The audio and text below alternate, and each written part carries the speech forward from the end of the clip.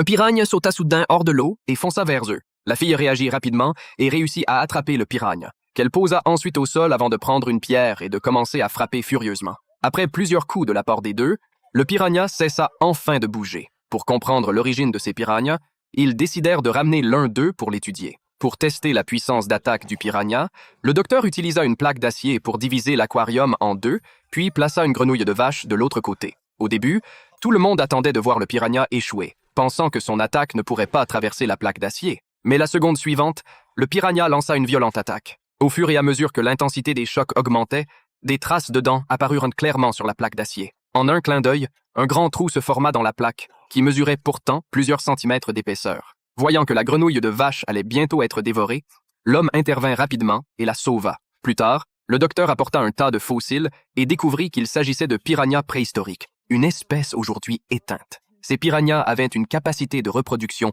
extrêmement élevée, et les eaux environnantes étaient probablement contaminées. En entendant cela, Xiao Mei paniqua immédiatement. Le lendemain, la piscine de son père allait ouvrir, et pour économiser de l'argent, son père avait fait pomper l'eau de la rivière dans la piscine, sans savoir qu'une grande quantité de piranhas avait également été aspirée. Très vite, l'évent d'évacuation d'eau fut endommagé par les piranhas.